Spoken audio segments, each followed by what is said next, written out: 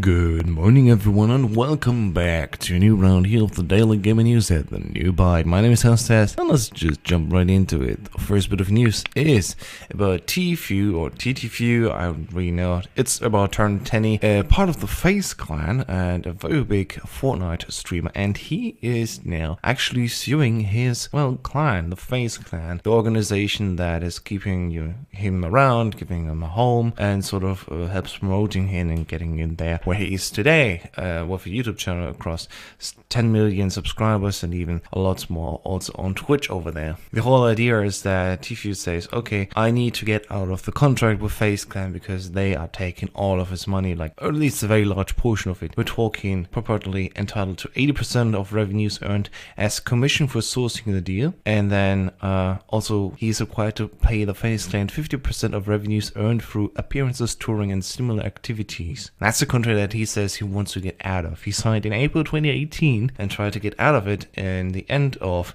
2018, to be precise in September 2018, but Faze contended that it is still bound by its terms. The lawsuit thus asked the court to declare the contract terminated and also seeks fair payment for services as well as profits and punitive damages. He even goes on to say on his Twitch stream that, yeah, people should actually go out of their contracts as fast as possible. On the other hand, then we have the Faze Clan himself, presented here by Faze Banks, and says, this has never existed. They collected $0 from Turner's prize money. The official response even was like, they began with working together with April 2018, and since then they have taken $0 of tournament winnings, $0 of Twitch revenue, $0 of YouTube revenue, and $0 from any social platform. In fact, they have only collected a total of $60,000 from the partnership. And apparently, according to them, all of the contracts, including Tfue's, have a maximum of 20% to Faze Clan in both tournament winnings as well as content revenue, and with 80% returned to the player. And they even go as far and say, in Turner's case, neither of those have been collected by the Faze Clan.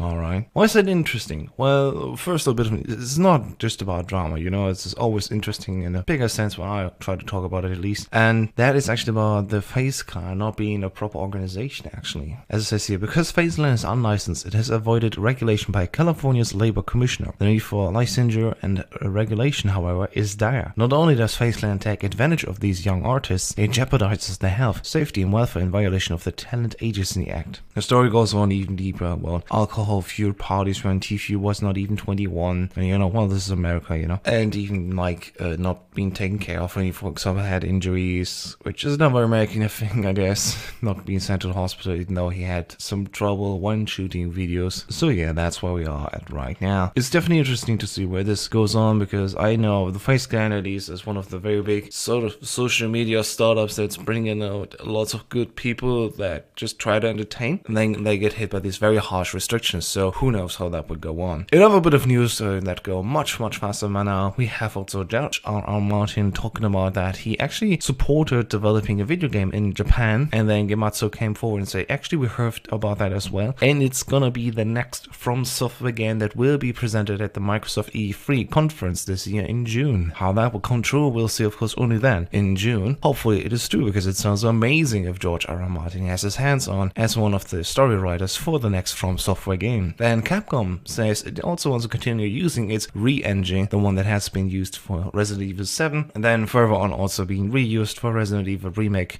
for 2 and Devil May Cry 5 and so on, and they even talk about that using this engine going forward to the next generation. The next generation of Pokemon trainers will also look very good, as we saw yesterday in an official contest winners that there will be custom t-shirts and outfits for Pokemon trainers in Pokemon Sword and Shield, as you can see here. And of course also the raid on console has now finally seen an update in The Division 2. The Operation Dark Hour finally saw after 3 days that the console players were finally finishing the raid, and on PC in contrast, for example, it only took 5 hours, leading back to how much more different it is to balance out the game on console with the different kind of controls that you have in that game. So yeah, congratulations to the winners that finally went on and won also on console the rate. Then today, actually, the free-to-play action RPG Dauntless arrives on PS4, so good luck if you want to play that, have fun. And also in PlayStation news regarding the next generation, we finally saw a public demo of what we already heard from Wired once they had their talk with Mark Sony about the next generation of PlayStation. Now they have more a public presentation being showed, and this is actually the same loading times demo that we saw here. It was from the Spider-Man game, and on the PlayStation 4 Pro, loading times took like 8 seconds, and on the next generation we are talking about 0.8 seconds. So not even a 4-second load time. And the claim is apparently that they're talking about no load times at all, which, well, with just 1 second of load time, I can agree on. That's fair enough. They can probably keep that claim if they want to really push forward to that, and if the implementation of that works in so many games also, and not just in original PlayStation titles. And while we're at it, PlayStation also sets up a new division where they actually want to bring their IPs towards film and TV media, whereas Marvel on the other hand signs a new deal with NetEase to bring games over to China with their own IPs. And as the last bit of news, John Wick gets actually a Chapter 4 release date, and that will be in May 21st, 2021.